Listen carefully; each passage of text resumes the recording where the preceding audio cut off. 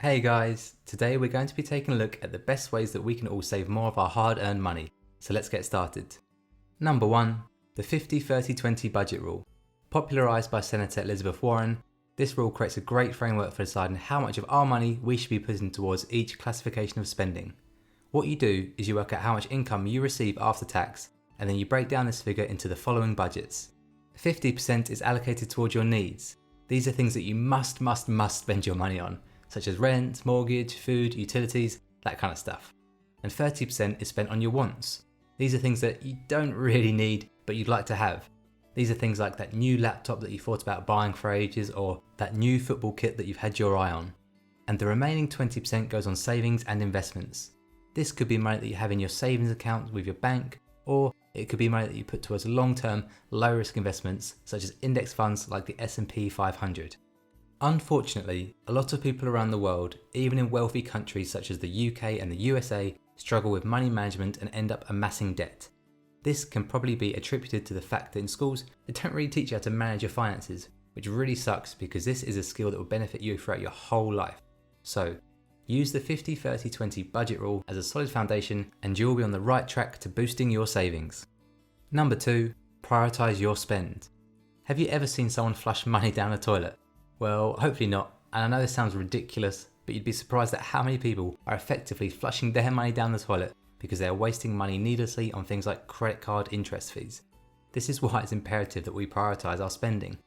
The highest priority is paying off anything which is causing you to pay unnecessary interest fees. This means paying off your credit card on time. It means don't dip into your overdraft. And it means don't borrow money or take out a loan if it's not absolutely necessary. If you've got a mortgage for your house, you'll be paying interest fees, right? But that's fine, because it's number 1, important that you have somewhere to live, and number 2, the property market reliably increases in value over time, so you're essentially investing your money. However, if you're using a credit card to purchase expensive clothes that you can't really afford to buy yet, or you're financing a flashy car rather than just buying a decent car that you can afford, you're throwing money away. So, before you even start thinking about saving money, or before you even start thinking about investing money, focus on paying off any outstanding debts and eliminating any wasted expenditure such as interest fees. Number 3. Review your subscriptions. Nowadays, many websites, apps and platforms operate on a subscription-based model where you sign up once and your subscription is automatically renewed, often on a monthly or yearly basis.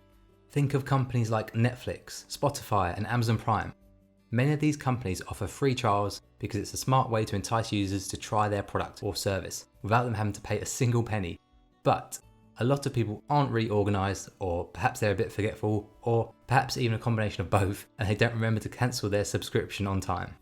If I'm being 100% honest, unless I set myself a reminder in my phone to cancel the subscription when the free trial is nearly up, the chances are that I'll completely forget and I'll end up forking out some money that I didn't want to spend. This is why the subscription-based model is so popular. Everyone loves a free trial, right? So it's so attractive to the user from the get-go because it feels like you're not committing your money towards anything, but lo and behold, you forget to cancel your subscription and 10 years down the line, you realise that you've been a Disney Plus member for a decade and you've still never watched The Lion King. Right, that's a bit of an exaggeration, but you get the point. So, to be smarter with our money, we should look at the activity on our bank account to see if we are fruitlessly spending money on services that we don't actually use. Even a gym membership, which on the surface sounds like a great investment, is actually a terrible investment if you don't use it. I love going to the gym, and I couldn't encourage you enough to get yourself a gym membership. But if you seriously don't have the time or the enthusiasm to go to the gym, then be honest with yourself and cancel your membership. Go running instead, take up cycling, or purchase some dumbbells and work out from home if you want to focus on strength exercises. The point I'm making is that it's all too easy to passively spend money when the funds are literally taken out of your bank account automatically for you.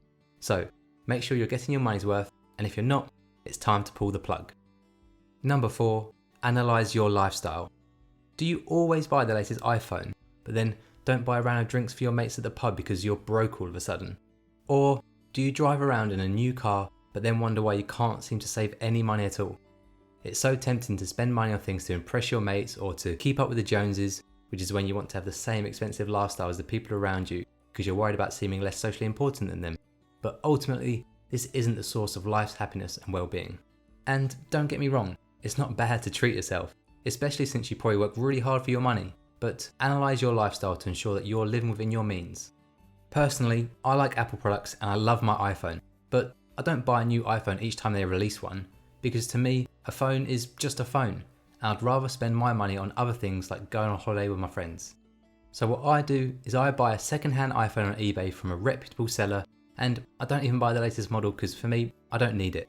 But I do have a friend who loves technology, and he gets so much enjoyment from geeking out over the latest device. So all credit to him, he buys the latest iPhone. I've not got a single problem with that, because even though he's spending an astronomical amount of money for a product which you can easily drop down the toilet, by the way, but he's spending that money on something that adds a lot of value to his life. So analyze what truly brings value to your life and pour your money into those things if you can afford to, but also be real with yourself and reduce or eliminate the money that you spend on purchases that don't really improve your life in any meaningful way. Number 5, automate savings. Saving money can be hard, especially if you're an impulsive shopaholic who loves to spend. So do yourself a favour and automate the process of saving money so that it's hassle-free and there are no obstacles to get in the way of you achieving your savings goals. A great example of this would be to set up an automatic monthly bank transfer to take money from the account that your salary goes into and to put it into a savings account. Not only does this mean that you won't accidentally spend that money on the latest games console, but you'll also probably earn interest on the money in your savings account, so it's a double whammy. And by automating the process, you won't even have to think about saving money. It will just happen, as if by magic, which sounds pretty good to me. And that's all from me, guys. If you want to boost your savings, please give the 5 tips that we've discussed in this video a go and let me know how you get on. If you'd like to support the channel, please smash the like button, drop me a comment below and hit subscribe. Thanks for watching, I'll see you next time.